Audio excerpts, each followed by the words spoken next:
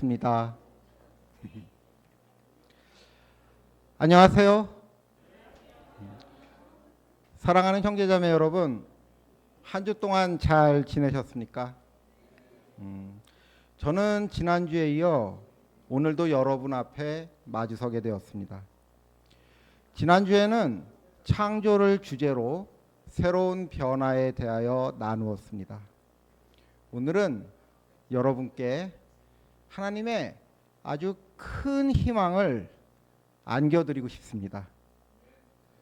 하나님께서 오늘 저의 바람을 꼭 들어주시기를 간절히 기도드립니다. 아멘, 아멘. 오늘 함께 나눌 말씀은 하나님의 부르심입니다.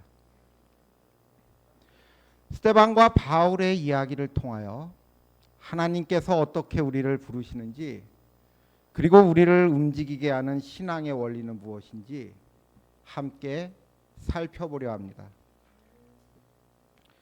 스데반은 초대 교회의 7 집사 중 한 사람입니다. 그는 많은 사람들에게 담대히 복음을 전했습니다. 그러나 그로 인해 사람들의 시기와 미움을 사게 되었고, 마침내 하나님을 모독했다는 죄명으로 공의회 앞에 서게 됩니다. 자신을 적대하던 이스라엘 백성들 앞에서 그는 마지막으로 자신의 믿음을 변호합니다. 스데반은 먼저 구약 성경을 길게 인용합니다. 처음에는 유대인들도 잠자코 그의 말을 들었습니다. 그러나 그 내용은 우리도 너무나 잘 아는 이야기였습니다. 그래서 우리는 이런 의문을 품게 됩니다. 이미 다 아는 이야기를 사도행전은 왜 또 반복하고 있는 거지? 언뜻 보면 그저 성경 역사를 한 번 더 되짚는 것처럼 보입니다. 그러나 그 반복 속에는 성경이 우리에게 전하고자 하는 답답한 진실이 담겨 있습니다. 스데반은 왜 순교할 수밖에 없었을까? 그 이유가 바로 이 반복 속에 숨어 있는 것입니다. 그리고 마침내 그는 이렇게 말합니다. 사도행전 7장 51절에서 53절입니다. 목이 곧고 마음과 귀에 할례를 받지 못한 사람들이여, 당신들은 언제나 성령을 거역하고 있습니다. 당신네 조상들이 한 그대로 당신들도 하고 있습니다. 당신들의 조상들이 박해하지 않은 예언자가 한 사람이라도 있었습니까? 그들은 의인이 올 것을 예언한 사람들을 죽였고, 이제 당신들은 그 의인을 배반하고 죽였습니다. 당신들은 천사들이 전하여 준 율법을 받기만 하고 지키지는 않았습니다. 이스라엘의 역사는 같은 죄와 실수가 끊임없이 반복된 역사였습니다. 잠시 축복과 번영이 찾아오면 곧이어 불순종이 뒤따랐고, 결국 우상을 숭배하다가 하나님에게서 멀어졌습니다. 그런 모습은 성경에서만 볼 수 있는 것이 아닙니다. 인류 역사 전체를 되돌아봐도 같은 비극은 되풀이되고 또 되풀이되어 왔습니다. 그래서 우리는 이렇게 말합니다. 역사로부터 배우지 못하는 민족은 희망이 없다. 누구나 고개를 끄덕이게 되는 말입니다. 하지만 스데반이 신문 받는 장면만 보아도 과거를 돌아보고 진심으로 반성하는 일이 얼마나 어려운 일인지 알 수 있습니다. 스데반은 담담하게 고백했습니다. 인간은 반복되는 역사 속에서 늘 같은 실수를 되풀이하며 그러한 행동은 모두 하나님께 대한 불순종이자 죄라는 것이었습니다. 그의 말은 분명 현실을 직시하는 냉철한 통찰이었습니다. 그러나 사람들은 스데반의 진위를 이해하지 못한 채 오히려 분노로 반응하였습니다. 왜 그랬어야만 했을까요? 성경을 보겠습니다. 마태복음 23장 29절입니다. 율법 학자들과 바리새파 사람들아, 위선자들아, 너희에게 화가 있다. 너희는 예언자들의 무덤을 만들고 의인들의 기념비를 꾸민다. 그러면서 우리가 조상의 시대에 살았더라면 예언자들을 피 흘리게 하는 일에 가담하지 않았을 것이다 하고 말하기 때문이다. 이렇게 하여 너희는 예언자들을 죽인 자들의 자손임을 스스로 증언한다. 스데반이 말한 구약의 역사에 대해 그 누구도 그 내용 자체에는 이의를 제기하지 않았습니다.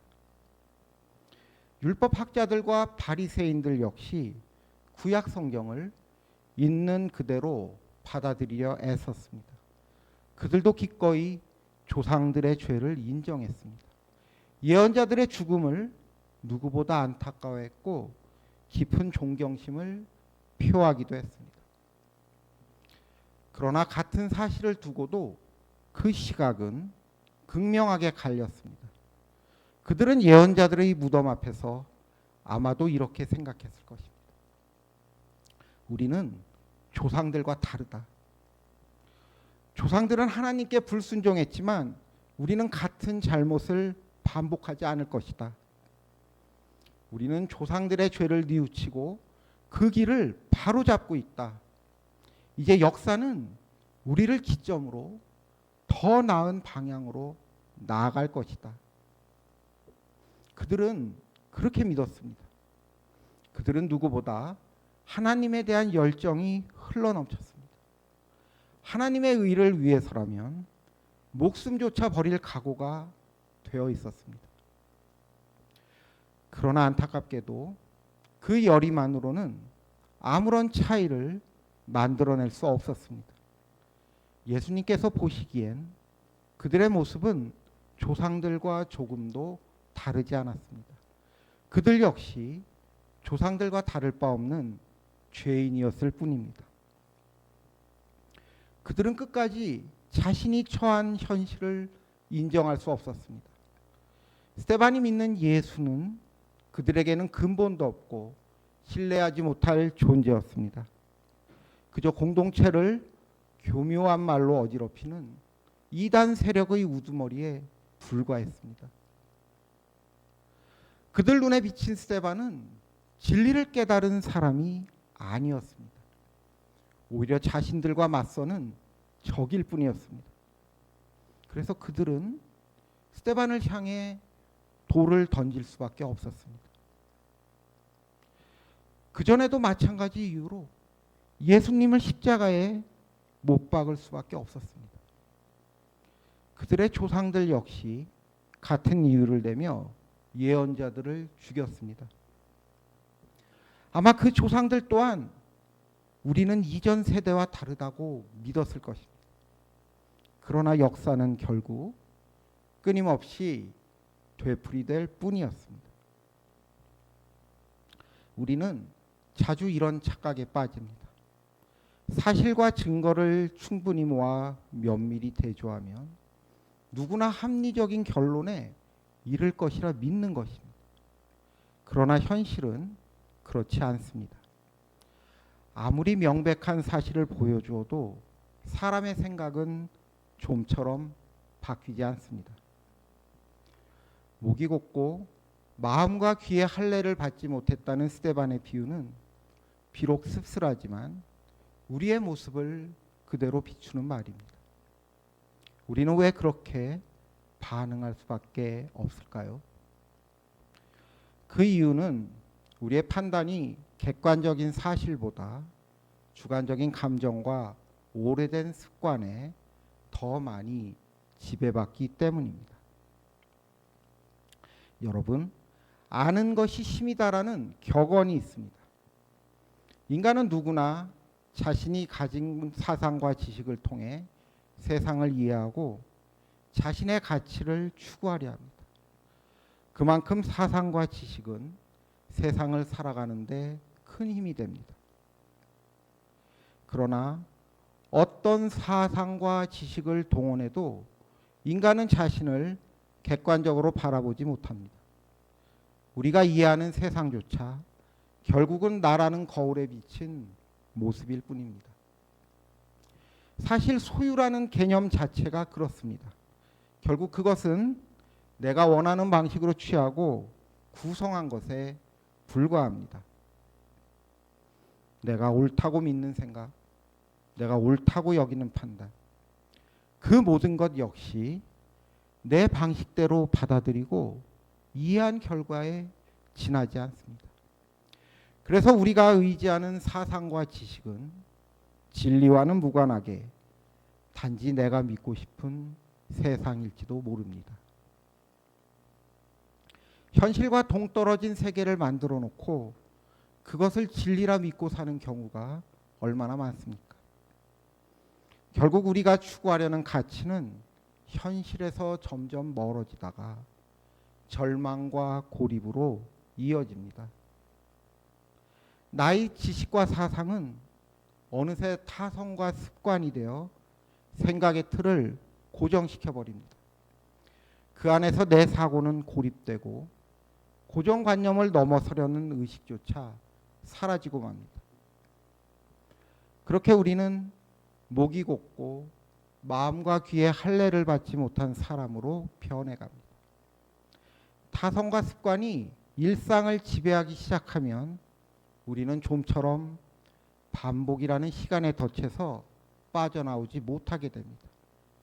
그러다 결국 나의 삶도 비루한 일상의 반복 속으로 흘러가고 맙니다. 사울도 마찬가지였습니다. 사울은 바울이 회심하기 전의 이름입니다. 그의 회심 전후를 구분하기 위해 사울 혹은 바울이라 부르겠습니다. 사울은 유대 깊은 유대 가문 출신으로 정통 율법 교육을 받은 엘리트였습니다. 구약 성경과 율법에 누구보다 해박했고 그의 사상 체계는 정교하고 빈틈이 없었습니다. 그는 자신의 믿음에 강한 확신을 품고 있었습니다. 더욱이 그 사상과 지식은 사울 개인만의 것이 아니었습니다. 그것은 이스라엘 민족이 대대로 지켜온 빛나는 전통이었습니다. 사울은 이에 대한 사명감과 자부심 또한 매우 확고했습니다. 스데반이 순교할 때 사울은 그 모든 과정을 빠짐없이 지켜보았습니다. 그는 스데반의 죽음이 당연하다고 믿었습니다. 사울은 있는 힘을 다해 예수님의 신도들을 박해했습니다.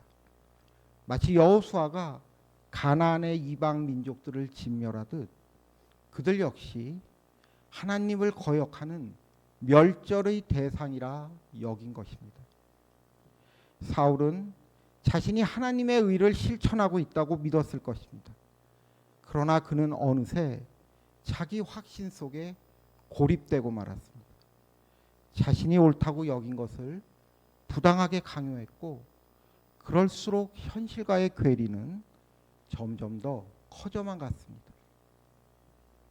그가 탄압하면 할수록 오히려 더 많은 사람들이 예수님을 믿게 되었습니다. 그러나 그는 그 괴리를 끝끝내 외면했고 자신의 생각을 결코 굽히려 하지 않았습니다. 그리고 마침내 그가 정의했던 정의는 추구했던 정의는 박해라는 이름의 폭력이 되고 말았습니다.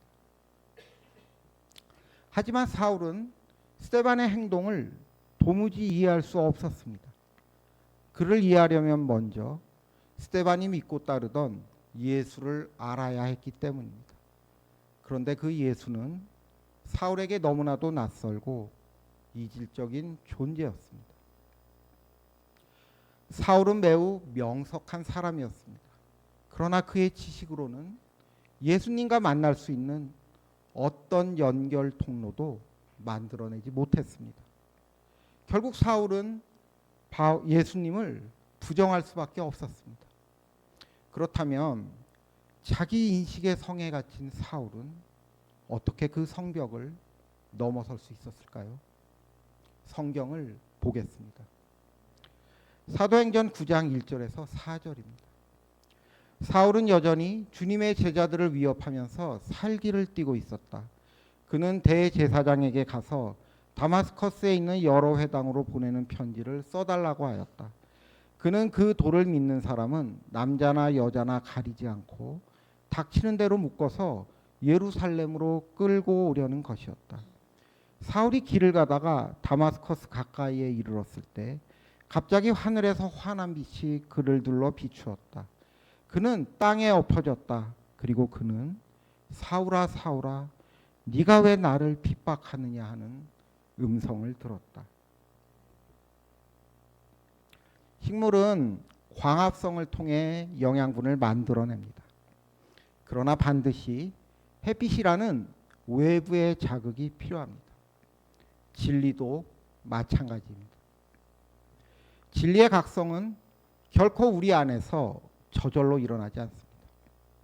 외부로부터는 충격이 우리 내면을 두드릴 때 비로소 금이 간 틈 사이로 진리의 빛이 스며듭니다. 물론 사상과 지식은 반드시 필요합니다. 그가 바울이 된 후 서신서에 남긴 하나님에 대한 고귀한 통찰은 그의 사상과 지식이 다듬어낸 찬란한 보석이었습니다. 그러나 그 통찰에 이르기 위해 그는 먼저 외부로부터 온 충격, 곧 예수님의 존재와 마주해야 했습니다. 사울은 자신의 신념에 갇혀 있었기에 예수님의 존재를 의식조차 할 수 없었습니다. 하지만 우리 역시 다양한 이유로 예수님을 의식하지 못할 때가 많습니다. 무관심, 망각, 혹은 귀찮음, 이런 사소해 보이는 심리적 요인들조차 우리를 진리로부터 멀어지게 만듭니다. 그만큼 우리의 인식체계는 본래부터 불완전하고 모순된 상태에 놓여 있습니다. 하루는 아내가 수필 한 편을 추천해 주었습니다. 사랑하는 아내의 추천이었기에 끝까지 꼼꼼히 읽었습니다. 그러나 아쉽게도 아내의 취향까지 따르진 못했습니다. 그 작가에게서 별다른 관심이 생기지 않았던 것입니다. 그 수필은 그 작가가 쓴 수많은 글 중 하나에 불과했습니다. 그 글 하나만으로 그의 작품 세계를 대변할 수는 없었습니다. 그렇다고 해서 그 작가를 온전히 평가하기 위해 그의 다른 작품을 찾아 읽겠다는 마음도 들지 않았습니다. 근데 만약 제 취향에 딱 맞는 작가가 그 작가를 추천했다면 어땠을까요? 아마 저는 부지런히 그의 글을 찾아 읽었을 것이고 그에 대한 평가도 지금과는 전혀 달라졌을 것입니다. 여기서 우리는 한 가지 모순에 직면하게 됩니다. 논리적으로는 작품을 먼저 온전히 읽어야 작가를 받아들일 수 있습니다. 그러나 현실에서는 그 반대입니다. 마음이 먼저 그 작가에게 열려 있어야 비로소 그의 글을 끝까지 읽게 될 것입니다. 이처럼 우리의 인식은 이성보다 먼저 감정과 태도에 영향을 받습니다. 진리를 받아들이는 것도 마찬가지입니다. 마음이 닫혀 있다면 아무리 위대한 진리라도 우리 안에 들어올 수 없습니다. 우리는 진리의 위대함을 스스로 규명해서 받아들이는 것이 아니라 외부에서 다가온 인상이 우리의 마음을 열게 될 때 비로소 그 진리를 받아들이게 됩니다. 성경을 보겠습니다. 사도행전 9장 5절에서 9절을 같이 읽어보겠습니다. 그래서 그가 주님 누구십니까 하고 물으니 나는 내가 핍박하는 예수다. 일어나서 성 안으로 들어가거라. 네가 해야 할 일을 일러줄 사람이 있을 것이다 하는 음성이 들려왔다. 그와 동행하는 사람들은 소리는 들었으나 아무도 보이지는 않았으므로 말을 못하고 멍하게 서 있었다. 사울은 땅에서 일어나서 눈을 떴으나 아무것도 볼 수가 없었다. 그래서 사람들이 그의 손을 끌고 다마스커스로 데리고 갔다. 그는 사흘 동안 앞을 보지 못하는 상태에서 먹지도 않고 마시지도 않았다. 아멘. 충격에 휩싸인 사울은 그 미지의 존재에게 질문을 던집니다. 주님, 누구십니까? 사울이 예수님께 던진 첫 번째 질문이었습니다. 그러자 그는 음성을 듣습니다. 나는 네가 핍박하는 예수다. 그토록 적개심을 품고 있었지만 실상은 안개 속에 가려져서 막연하기만 했던 예수라는 존재. 그 이름을 직접 듣는 순간 예수님은 드디어 사울의 인식 속으로 또렷하게 들어오기 시작했습니다. 예수님을 처음 마주한 그 순간 사울이 가장 먼저 꺼낸 말은 질문이었습니다. 그리고 그 질문은 사도 바울이 된 이후에도 평생 끊이지 않는 물음으로 이어졌습니다. 이처럼 진리는 우리가 스스로 내리는 결론이 아니라 외부로부터 다가온 미지의 대상을 향한 질문에서 비롯됩니다. 우리는 처음부터 모든 것을 깨닫지 못합니다. 경험을 통해 수많은 외부의 인상을 받지만 그 대부분은 우리를 스쳐 지나갈 뿐입니다. 우리의 인식은 여전히 굳게 닫혀 있습니다. 그러나 어떤 특별한 인상이 우리 내면을 흔드는 순간이 있습니다. 그때부터 우리의 시선은 그 대상을 향해 머물기 시작하고 궁금증은 점점 커져갑니다. 그것은 마치 연애와도 같습니다. 처음엔 그녀의 존재조차 의식하지 못했습니다. 그녀는 내가 알고 있는 수많은 여성들 중 하나에 불과했습니다. 그러다 언젠가부터 함께 차를 마시고 데이트도 하면서 경험이 하나둘 쌓여갑니다. 그러던 어느 날 하얀 손풍기를 들고 걷는 그녀를 마주치게 됩니다. 파란 반투명 날개가 돌며 만든 바람에 그녀의 머리카락이 나부끼고 그 머리카락이 햇빛에 반사되며 유난히도 아름답게 느껴집니다. 그때부터 자꾸 그녀에게 눈길이 가기 시작합니다. 그녀를 의식하게 됩니다. 그리고 마침내 자신이 그녀를 사랑하고 있다는 사실을 깨닫게 됩니다. 그가 사랑에 빠지게 된 후 그동안 무심히 지나쳤던 그녀에 대한 모든 기억들이 다시 머릿속에 생생하게 떠오릅니다. 마치 철이 자석을 만나면 그 철조차도 자석이 되어 극성을 띠게 되듯 그의 기억은 하나하나 이제 그녀를 중심으로 새롭게 재구성됩니다. 그리고 마침내 나는 그녀만을 사랑하는 사람이 됩니다.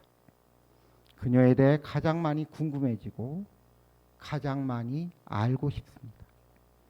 예전에는 상상조차 하지 못했던 그녀와의 관계가 이제는 분명한 현실이 되었습니다. 그러나 마치 달콤 쌉싸름한 초콜릿처럼 외부에서 오는 인상은 언제나 감미롭지만은 않습니다. 사울이 그러했습니다. 그는 오히려 두려움과 괴로움에 사로잡혔습니다. 충격이 얼마나 컸던지 사흘 동안이나 먹지도 마시지도 못했습니다. 그렇지만 그 체험은 분명히 그에게 전혀 새로운 것이었습니다. 그리고 그 새로움은 하나의 커다란 질문으로 다가왔습니다. 나의 믿음의 실체는 무엇인가? 결국 내가 믿어야 할 하나님은 바로 예수님인가? 사울은 오랜 시간 침묵 속에 머물며 자기 앞에 던져진 낯선 질문들을 끊임없이 곰씹었습니다. 그러는 동안 한때 그가 그토록 확신했던 믿음은 서서히 무너져 내렸습니다.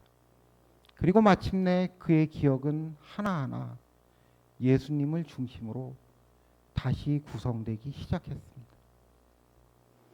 다시 구성된 기억의 시작은 스데반이었습니다. 스데반이 예수님에 대해 담대히 증언할 때 사울은 코웃음을 쳤습니다. 그러나 한편으로 죽음을 마다하지 않는 그의 모습이 못내 신경 쓰였을 것입니다. 겉으로 보기에는 스데반이 사울에게 아무런 영향도 주지 못한 듯 했습니다. 하지만 사실 사울의 마음 깊은 곳에는 스데반의 모습이 이미 깊이 각인되어 있었습니다. 그 기억은 잊힌 것이 아니라 마치 한 알의 씨앗처럼 사울의 내면에 심겨져 조용히 때를 기다리고 있었던 것입니다. 그리고 마침내 사울이 예수님을 만나는 그 순간 그 기억은 싹을 틔우게 됩니다. 훗날 바울이 된 사울은 기회 있을 때마다 자신이 예수님의 신도들을 박해했던 일에 대해 깊이 참여하는 고백을 남겼습니다. 그 일은 바울에게 평생 지워지지 않는 회한으로 남았고 그 회한은 다름 아닌 스데반에 대한 미안한 마음이었습니다. 그 참회하는 마음은 그의 영혼 깊은 곳을 끊임없이 흔드는 십자가가 되어주었습니다. 저는 사울처럼 극적인 충격을 체험하지는 못했습니다. 하지만 제 삶의 곳곳에도 비록 작고 소소하지만 하나님에 대한 기억들이 점점이 뿌려져 있음을 발견하게 됩니다. 저는 원래 기독교와는 전혀 상관없는 집안에서 자라났습니다. 저희 집은 불교를 믿었고 그래서 제게 예수님은 너무 낯설고 너무 멀게만 느껴지는 분이었습니다. 그러다가 대학교 1학년 때 우연히 기도원 성경 한 권을 얻게 되었습니다. 캠퍼스에서 무료로 나눠주던 파란색 커버의 작은 책자였는데 신약과 시편만 담긴 축약 성경이었습니다. 그때 다 읽진 못했지만 난생 처음으로 마태복음과 로마서를 일독하게 되었습니다. 하지만 그때 저는 예수님을 그저 스쳐 지나갔습니다. 다시 만나게 되리라는 기대도 없었습니다. 그런데도 이상하게 성경 구절 하나가 제 머릿속을 맴돌았습니다. 그 구절을 함께 보겠습니다. 마태복음 6장 26절, 28절에서 29절을 같이 읽겠습니다. 공중의 새를 보아라. 씨를 뿌리지도 않고 거두지도 않고 곳간에 모아들이지도 않으나 너희들의 하늘 아버지께서 그것들을 먹이신다. 너희는 새보다 귀하지 아니하냐. 어찌하여 옷 걱정을 하느냐. 들의 백합화가 어떻게 자라는가 살펴보아라. 수고도 하지 않고 길쌈도 하지 않는다. 그러나 내가 너희에게 말한다. 온갖 영화로 차려입은 솔로몬도 이 꽃 하나와 같이 잘 입지는 못하였다. 아멘. 새와 백합의 비유는 제게 기묘한 해방감을 안겨주었습니다. 부지런해야 한다는 세상의 강요를 이 말씀이 정면으로 뒤집는 듯 느껴졌기 때문입니다. 그 감정은 비록 막연했지만 한 번도 경험해 보지 못했던 전혀 새로운 감정이었습니다.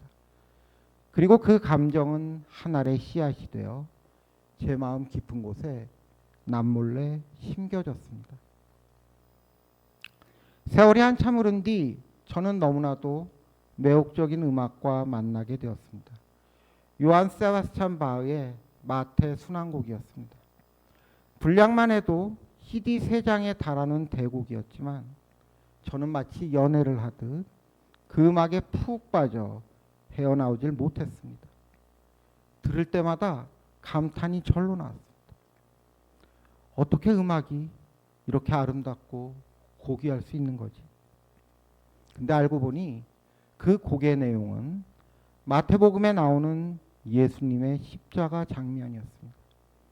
그 순간 제 마음속에 이런 생각이 떠올랐습니다. 이토록 아름다운 음악의 주인공이 예수님이라면 예수님 또한 이 음악처럼 아름답고 고귀한 분일 거야. 음악에 대한 깊은 호감은 어느새 자연스럽게 예수님에 대한 호감으로 바뀌었습니다. 돌이켜보면 이 경험 또한 회심이 전 제 마음속에 남몰래 심겨졌던 또 하나의 씨앗이었습니다. 지금 와서 보면 새와 백합의 비유 그리고 바흐의 마태순환곡 이 모든 것은 분명 저를 하나님께로 이끄신 그분의 부르심이었음을 깨닫습니다. 하나님을 믿는 사람은 외부에서 다가오는 인상을 철학가나 예술가와는 다르게 이해합니다. 그 다양한 인상은 곧 하나님의 부르심입니다. 동일한 하나님의 부르심이 우리에게 거듭 다양한 모습으로 펼쳐지는 것입니다. 이와 관련해 아우구스티누스는 고백록에서 이렇게 말했습니다. 주님, 당신께서는 저를 부르셨으나 저는 듣지 않았습니다. 당신께서는 빛을 비추셨으나 저는 눈을 가렸습니다. 그러나 당신께서는 끊임없이 부르시고 비추셨습니다. 우리는 어느 한순간 마치 우연처럼 하나님을 만났다고 느낍니다. 그러나 하나님께서는 훨씬 이전부터 다양한 모습으로 우리를 부르고 또 부르셨습니다. 어떤 부르심은 사울에게 오듯 폭풍우처럼 몰아치기도 하고 또 어떤 부르심은 저에게 오듯 실바람처럼 살며시 간지럽히기도 합니다.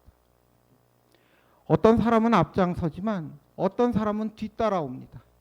그 부르심을 단번에 알아듣는 사람도 있지만 저처럼 여러 번 들어야 비로소 알아차리는 사람도 있습니다.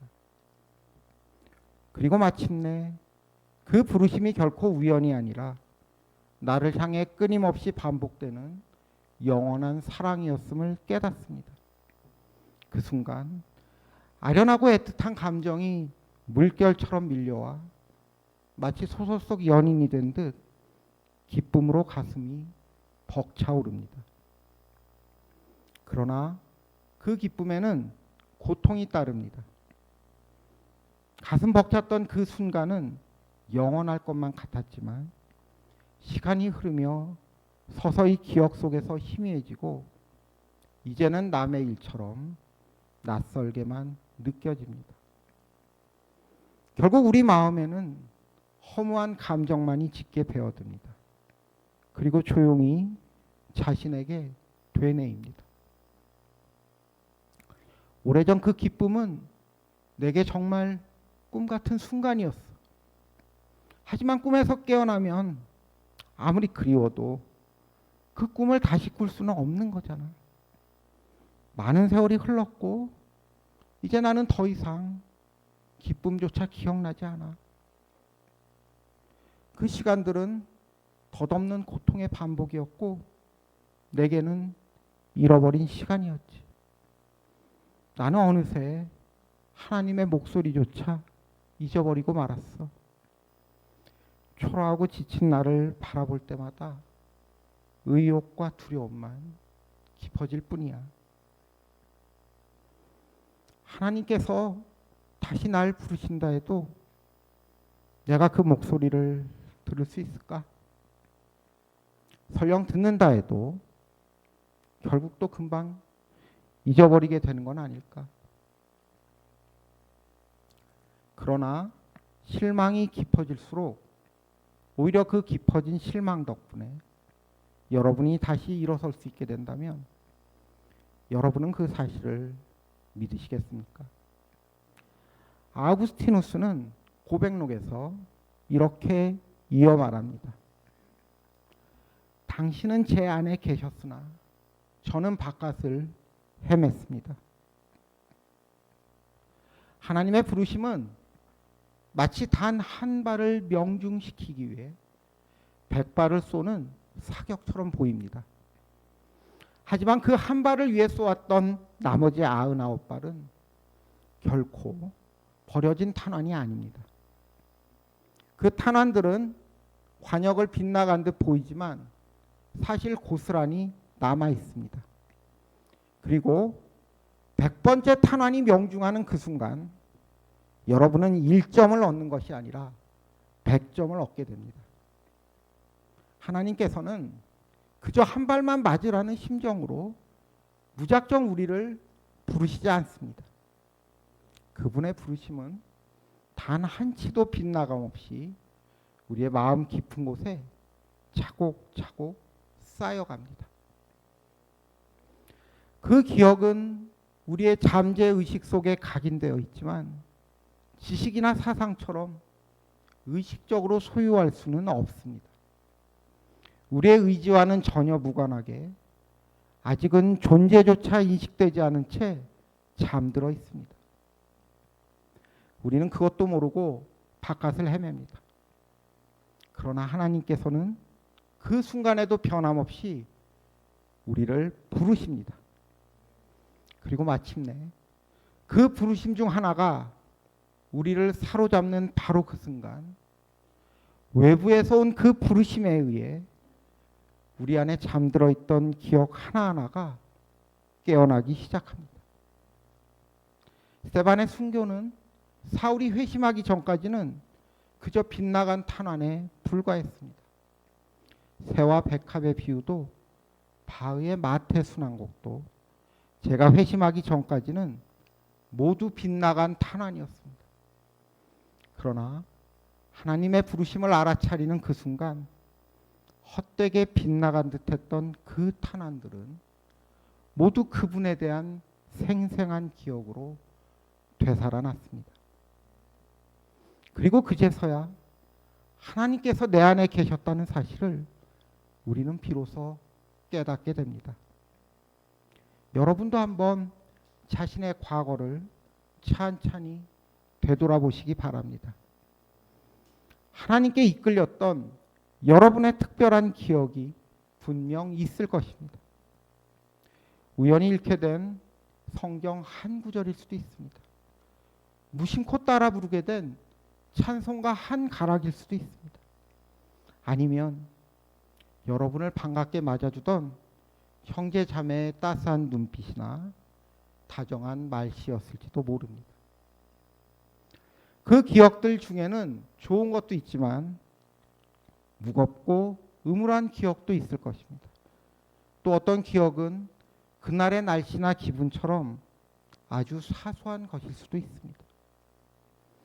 그러나 단 한 번이라도 하나님의 부르심이 여러분의 귀에 들리게 되면 이 모든 것들이 어우러져 그분에 대한 기억으로 새롭게 재구성될 것입니다. 내 안에 있었지만 내 것이 아니었던 기억들이 마침내 우리가 상상하지 못했던 새로운 것을 창조하게 되는 것입니다. 그래서 아우구스티누스는 그 터질 듯한 기쁨을 반기면서도 이렇게 고백합니다. 늦게야 제가 당신을 사랑했습니다. 너무나 오래되고 너무나 새로운 아름다우신 분이여, 늦게야 제가 당신을 사랑했습니다. 하나님의 부르심은 우리에게 영원을 의미합니다. 영원은 단지 무한한 시간을 뜻하지 않습니다. 그것은 절대 시간의 길이를 말하지 않습니다. 오히려 영원이란 우리의 마음이 완전히 깨어나는 그 단 하나의 순간입니다. 영원은 순간이다. 이 말이 사실이라면 여러분은 그 말을 믿으시겠습니까? 외부에서 오는 어떤 특별한 인상이 우리를 뒤흔드는 바로 그 순간 잊힌 기억들이 다시 살아나고 그 기억들이 새로운 의미로 재구성된다고 말씀드렸습니다. 그렇게 잃어버린 줄만 알았던 시간들이 회복될 때 우리는 비로소 그 시간 전체를 영원이라 부를 수 있게 됩니다. 이를 신학적 용어로 카이로스라고 합니다. 반면 감흥이 없다면 아무리 시간이 길어도 그 시간은 우리 마음에 아무 흔적도 남기지 못한 채 허무에 굴복하고 그저 잃어버린 시간이 되고 맙니다. 우리는 비루한 일상의 반복이라는 시간의 덫에 붙잡혀 살아간다고 말씀드렸습니다. 그 시간은 결코 영원이라 부를 수 없으며 단지 잃어버린 시간일 뿐입니다. 그러나 하나님의 부르심이 우리를 사로잡는 바로 그 순간, 그때서야 비로소 우리의 잃어버린 시간은 새롭게 다시 찾은 시간으로 변모합니다. 우리는 성경을 그런 관점으로 해석할 수 있습니다. 구약의 불순종은 예수님의 십자가로 인해 예수님에 대한 예표로 거듭났습니다. 사울은 예수님의 음성을 듣고 사도 바울로 거듭났습니다. 이와 같은 기억의 재구성을 통해 죄와 불순종으로 얼룩졌던 반복의 시간은 하나님의 영혼으로 거듭나게 되는 것입니다.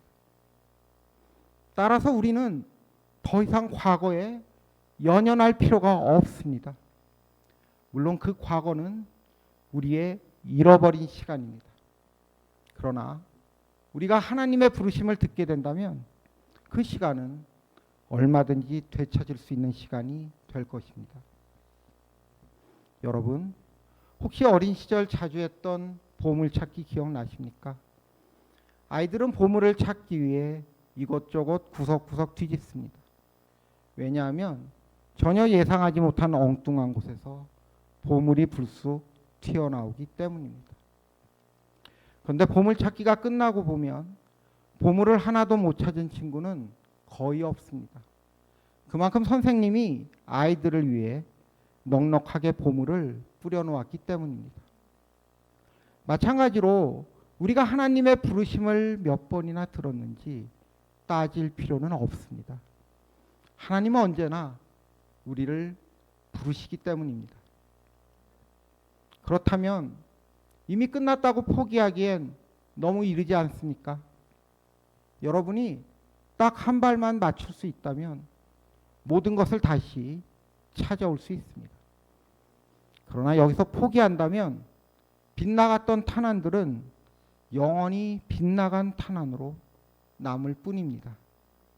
그러니 지금이라도 귀를 활짝 여시고 하나님의 부르심에 귀를 기울이시기 바랍니다. 그 부르심을 어디서 어떻게 다시 듣게 될지는 알 수 없지만 반드시 언젠가는 너무 늦기 전에 들리게 될 것입니다. 그리고 그렇게 단 한 번 그 부르심을 듣는 순간 여러분은 잃어버렸다고 단념했던 시간들을 모두 다시 찾게 될 것입니다. 마지막으로 말씀드립니다. 여러분은 하나님의 부르심을 듣는 존재일 뿐 아니라 여러분 스스로가 하나님의 부르심이기도 합니다. 그러니 마음껏 외치셔도 좋습니다. 어떤 사람을 향한 여러분의 호의와 사랑이 아무런 보람 없이 허비된 듯 느껴질 때가 있을 것입니다. 그러나 실망하기엔 아직 이릅니다. 여러분의 사랑은 하나님의 부르심이 되어 비록 그가 의식하진 못하겠지만 그 사람의 마음속에 조용히 쌓여 있게 됩니다. 그리고 언젠가 그가 하나님의 부르심에 붙들리는 그 순간 여러분이 허비했다고 여겼던 그 사랑은 그 사람의 내면에서 되찾은 기억으로 다시 피어오르게 될 것입니다. 바울이 그러했습니다. 평생 동안 그는 스데반의 순교를 마음 깊이 간직하며 전 세계에 복음을 전하는 사도의 삶을 살았습니다. 설령 그 사람이 끝내 하나님의 부르심에 응답하지 못한다 해도 그것은 단지 하나님께서 그렇게 만드신 것일 뿐입니다.